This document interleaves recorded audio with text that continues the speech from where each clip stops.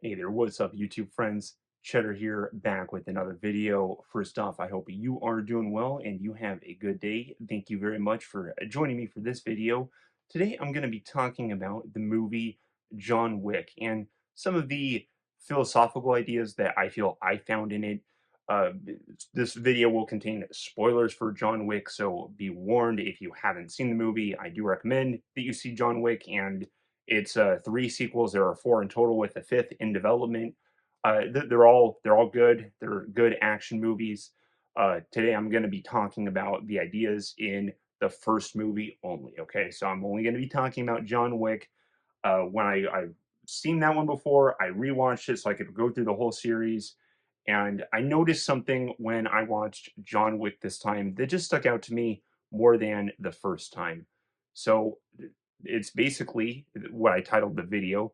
I think the movie, while it is clearly a revenge story, I think that's the level one analysis of it. And if we look a little deeper, we can see that the film is more spiritual. It's almost showcasing spiritual versus material motivation, whose heart is driven by materialism, whose heart is driven by spirituality, or at least what one might call spirituality. Okay, that word can be elusive and a little undefined. But spiritual means more emotive, from the heart, emotionally driven, right?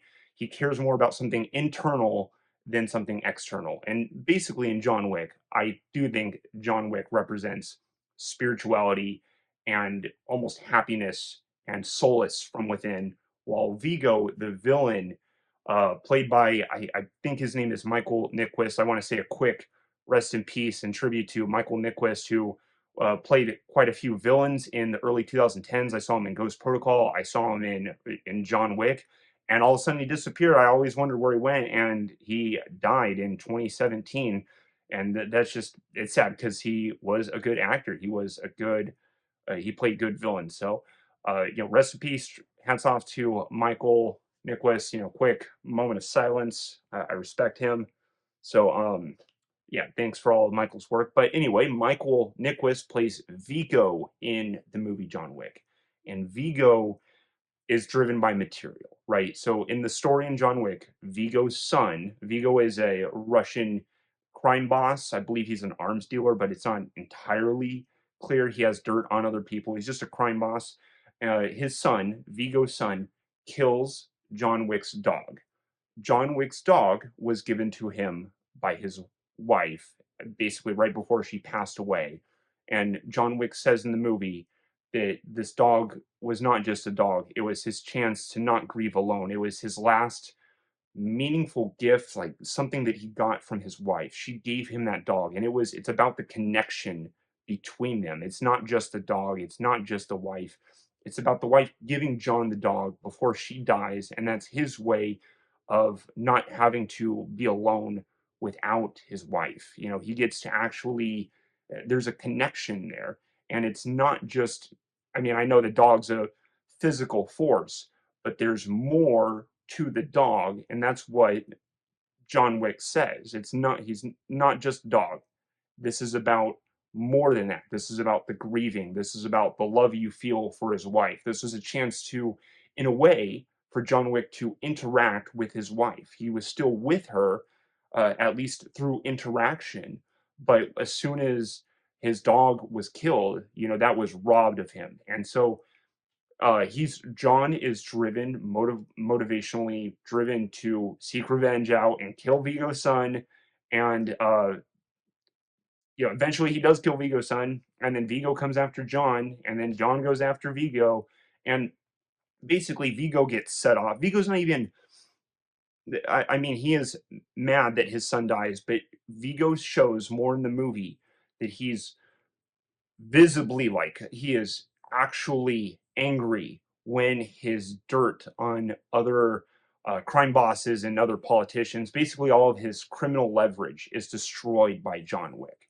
And Vigo even calls it priceless, because there's probably not a price you can put on some of those. The control that Vigo probably had over people is just, it probably is priceless, right?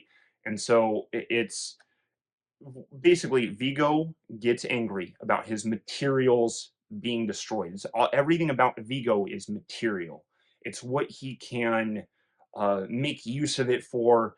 He does. He's not even super sad when his son's dead. He kind of knows his son's gonna die. He just understands the rules of the game, and that you don't even see his that much emotion out of Vigo when he is facing his son's death. And I'm sure some of it is bravery in the face of fear, but he doesn't hold that same Vigo doesn't hold that same bravery when his cache of knowledge of his dirt cache is destroyed. So now he has no leverage on people, and that's when he's very angry, and he almost replicates some of the motivation that John Wick shows. But again, it's all linked to material. It's not about the items that are missing that connected to him, his son. It's all about the power that he can hold through those material items. So the I think what the film shows and what the film kind of has fun with is showing the different motivation sources, and that's what makes John Wick just infinitely more badass than anyone else in the movie. Is that he has the abilities to pull it off too, but he really tunes into that. I want to say average man's rate, everyday man's morality, where if someone hurts your emotional connection, you would go to any lengths to fight for that, and that's part of your spirituality, your heart. It's not a motivation. Someone can steal your car and you may file a police report, but someone, is hurting your family, you're going to go fight for them. And the film, I think, it's not intention isn't to examine that, right? I think the most of the movie is just kind of a fun action movie, but I do think there is a bit of an analysis on spiritual motivation versus material motivation. Basically, everyone can feel very similar emotions from their dog being murdered in front of them, right? It's so John Wick represents the spiritual badass hero that in a way like we would all long to be. We all want to have that superpower to, if anyone hurts our family, we're going to move in like John Wick, right? There are people like Vigo in the world, and I just think John Wick paints a cool picture and really kind of plays with. It's not making a critical point. I think it's just showing spiritual motivation versus material motivation. And I think the spiritual motivation, the motivation of love, is what makes John Wick a hero and just so cool. I finished the first one, and this is my second time rewatching it, and I want to rewatch it again just because I love John Wick's emotion in it. The those That theme isn't really carried in the second, third, and fourth movies. Those movies are still good action movies, and I do like them too. Um, Fourth might be my second favorite, and then two, and then three. But I did like three also. Uh, but anyway, I want to stick with John Wick 1. I just think John Wick 1 shows spirituality versus materialism, and it has fun with it, and it shows that spirituality, like love, right, is going to be a much cooler and a much more powerful motivation.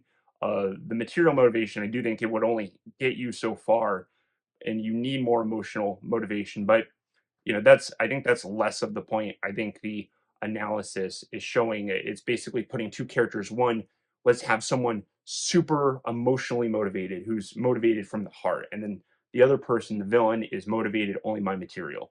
It's a little cliche.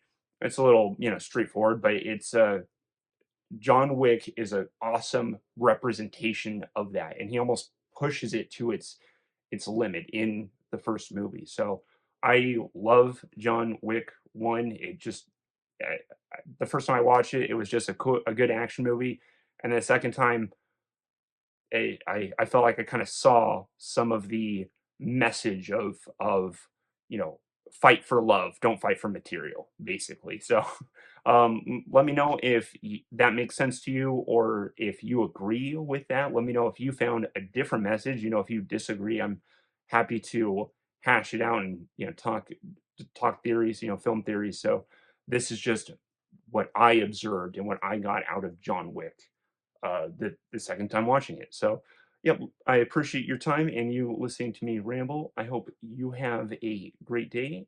Let me know any of your thoughts, and I appreciate you. Have a good one. Cheddar out.